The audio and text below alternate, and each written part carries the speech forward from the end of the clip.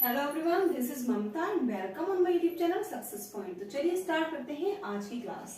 तो कल की क्लास में हमने बात की थी नाउन और प्रीपोजिशन के रिलेशन के बारे में। क्या बात की थी, हम थोड़ा सा रिमाइंड कर लेते हैं कि प्रीपोजिशन के बाद हमेशा नाउन आता है। क्या आएगा प्रीपोजिशन के बाद? हमेशा नाउन आता है। प्रीपोजिशन के बाद प्रोनाउन आता तो है पर वह ऑब्जेक्ट बनता है। तो हम ये कह सकते हैं कि प्रीपोजिशन के बाद नाउन आता है, लेकिन प्रीपोजिशन के बाद प्रोनाउन भी आ सकता है। और जब प्रोनाउन आएगा तो प्रोनाउन का क्या आएगा? ऑब्जेक्ट आएगा। यानी कि प्रोनाउन जो है वो क्या बन जाता है? ऑब्जेक्ट बन जाता है। क्योंकि ये बात तो हमें पहले से पता है ना कि जब हम प्रीपोजिशन का यूज करते हैं तो आफ्टर प्रीपोजिशन नाउन तो आता है या फिर प्रोनाउन भी आ सकता है, लेकिन वो एज एन ऑब्जेक्ट वर्क करेगा, ना कि सब्जेक्ट। तो उसी के मैं कुछ एग्जाम्पल्स आज लेकर के आई हूँ, क्योंकि कल जो मैंने कराए थे एक दो एग्जाम्पल, वो बहुत थोड़े फील हो रहे थे। लग रहा था स्टूडेंट को शायद उनका जो डाउट है मन में, जो उनके भ्रम है, वो क्लियर नहीं हो पाया होगा। तो इसलिए मैं दो चार एग्जाम्पल्स आज फिर लेकर के आई हूँ। आई होप आपको अच्छे लगेंगे और समझ में आएंगे। तो अपना डाउट प्लीज क्लियर कर लीजिएगा। पहला एग्जाम्पल है the people of India is oblique are good. The people of India is oblique are good. देखिए यहाँ द पीपल है, ऑफ यहाँ प्रीपोजिशन है। पहले हम प्रीपोजिशन वर्ड को अंडरलाइन कर लेते हैं। तो यहाँ ऑफ जो है वो क्या है? प्रीपोजिशन है। और आफ्टर प्रीपोजिशन यहाँ क्या आया है? नाउन आया है, इंडिया। ठीक है, लेकिन हमें ये बात पता है कि प्रीपोजिशन के बाद हमेशा नाउन तो आता है, लेकिन वो नाउन क्या होता है? एज एन ऑब्जेक्ट होता है। क्या होता है? ऑब्जेक्ट होता है। तो ये तो हमारा ऑब्जेक्ट है। लेकिन जब यहाँ वर्ब की बात करेंगे, इज ऑब्लिक आर, तो इज आएगा या फिर आर आएगा। तो ये बताइए कि हमारी जो वर्ब होती है वो हमेशा, हमने स्टार्टिंग में बताया था आपको, जब हमने नाउन और वर्ब का रिलेशन आपको समझाया था, तो हमने आपको बताया था कि जो वर्ब होती है वो हमेशा सब्जेक्ट के अकॉर्डिंग आती है, ना कि ऑब्जेक्ट के अकॉर्डिंग। तो हमारा पहला जो सेंटेंस है वो यही है, द पीपल ऑफ इंडिया में जो वर्ब है हमारी इज ऑब्लिक आर, उसमें से इज आएगा या फिर आर आएगा, वो डिपेंड किस पर करेगा? सब्जेक्ट पर। तो सब्जेक्ट क्या है आपका? ये है सब्जेक्ट आपका, द पीपल। क्योंकि जो प्रीपोजिशन है उसके बाद तो हमेशा ऑब्जेक्ट ही आता है, सब्जेक्ट थोड़ी ना आएगा। सब्जेक्ट आपको क्या है? द पीपल है।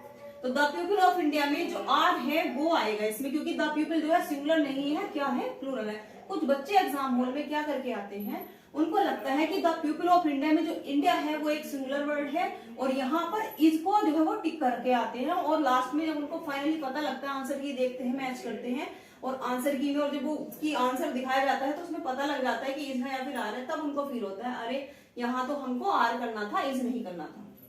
तो वो समझ लीजिएगा, यही वो छोटे छोटे पॉइंट होते हैं जो एग्जाम में आपको सक्सेस दिलाते हैं।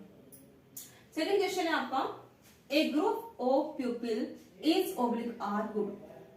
तो देखिए सेकंड क्वेश्चन भी ऐसा ही है। एक ग्रुप ऑफ पीपल में ऑफ जो है वो क्या है? प्रीपोजिशन है, और पीपल है वो आपका क्या है? ऑब्जेक्ट है। और ये आपकी क्या है? वर्ब है। तो अब ये बताइए, एक ग्रुप ऑफ पीपल में ये तो ऑब्जेक्ट है, लेकिन वर्ब जो आएगी हमारी किसके अकॉर्डिंग आएगी? सब्जेक्ट के अकॉर्डिंग। और जो सब्जेक्ट है आपका वो क्या है? ए ग्रुप। देखिए ए आया है, ए ग्रुप है, तो ये सिंगुलर है आपकी, क्योंकि ग्रुप जो है किसी एक समुदाय को क्या करता है? आइडेंटिफाई करता है, उसको रिकॉग्नाइज कराता है। तो एक ग्रुप जो है वो कैसा है आपका? सिंगुलर है। तो यहाँ जो इज है वो करेक्ट आंसर आपका हो जाएगा। थर्ड है आपका, your spectacles is oblique are very good. तो इज आएगा या फिर आर आइडेंटिफाई कर लेते हैं। देखिए इसमें क्या है, सीधा सीधा आपको क्या दिया गया है, इसमें आपको प्रीपोजिशन वर्ड ही नहीं दिया गया है। योर स्पेक्टिकल्स इज या फिर आर वेरी गुड, इसमें क्या आएगा? देखिए योर स्पेक्टिकल्स तो है, लेकिन ये सिंगुलर है या फिर प्लूरल है? बताइए। ये आपका प्लूरल वर्ड है। Your spectacles are very good, यहाँ आपका आर आ जाएगा। ये सिंगुलर है, सॉरी प्लूरल है, सिंगुलर नहीं है। फोर्थ है आपका, ए पेयर ऑफ स्पेक्टिकल्स। देखिए ये जो क्वेश्चन है ये दोनों ही आपस में क्या है? एक दूसरे से रिलेट कर रहे हैं, क्योंकि जो ऊपर का सेंटेंस है थर्ड वाला, your spectacles are very good है, लेकिन यहाँ पर अब जो दिया गया है प्रीपोजिशन का यूज किया गया है, और यहाँ पर ए पेयर ऑफ स्पेक्टिकल्स दिया गया है। अब बच्चों को कंफ्यूज करने के लिए दोनों ही सेंटेंस जो है हमने एक साथ रखे हैं, ताकि उनका जो डाउट है वो क्लियर हो जाए और एग्जाम में वो ये वाली मिस्टेक दोबारा से रिपीट ना करें। ए पेयर ऑफ स्पेक्टिकल्स में ऑफ के बाद जो आया है वो क्या है बेटा? आपका ऑब्जेक्ट है। और इससे पहले जो आया है ए पेयर, वो क्या है? आपका सब्जेक्ट। तो सब्जेक्ट के अकॉर्डिंग आएगी वर्ब, तो वो क्या हो जाएगा हमारा? इज, क्योंकि ए पेयर ऑफ स्पेक्टिकल्स में एक सिंगुलर जो सब्जेक्ट है वो यहाँ काम कर रहा है, तो यहाँ इज आ जाएगा, ना कि आर। फिफ्थ जो सेंटेंस है आपका वो है वन ऑफ दे या फिर देम। देखिए यहाँ अभी तक हम वर्ब को करेक्ट कर रहे थे, लेकिन यहाँ पर देखिएगा क्वेश्चन बिल्कुल चेंज हो चुका है, बिल्कुल अलग तरीके का क्वेश्चन है। तो प्लीज इसको देख लीजिएगा और समझ लीजिएगा। One of they oblique them is good. देखिए ऑफ जो है आपकी प्रीपोजिशन है, प्रीपोजिशन के बाद हमने अभी आपको बताया कि प्रीपोजिशन के बाद नाउन आता है या फिर प्रोनाउन आता है, और अगर प्रोनाउन आएगा तो वो क्या बनेगा, ऑब्जेक्ट बनता है वो, ना कि सब्जेक्ट। तो देखिए यहाँ नाउन तो है नहीं, दे हमारा क्या है, प्रोनाउन है, और जब ये प्रोनाउन है तो ये ऑब्जेक्ट के बाद ही काम करेगा, लेकिन दे का जो ऑब्जेक्ट है वो क्या होता है, देम। तो यहाँ आंसर जो होगा आपका देम सही हो जाएगा। आई होप आपको ये वीडियो अच्छी लगी होगी। प्लीज अगर ये वीडियो आपको अच्छी लगी है, आपको समझ में आ गई है, और मेरी जो वीडियोस हैं अगर उनसे आपको थोड़ी सी भी हेल्प मिल रही है, आपके डाउट क्लियर हो रहे हैं, तो प्लीज मेरी जो वीडियो है उसको लाइक करना, शेयर करना, सब्सक्राइब करना बिल्कुल भी नहीं भूलिएगा।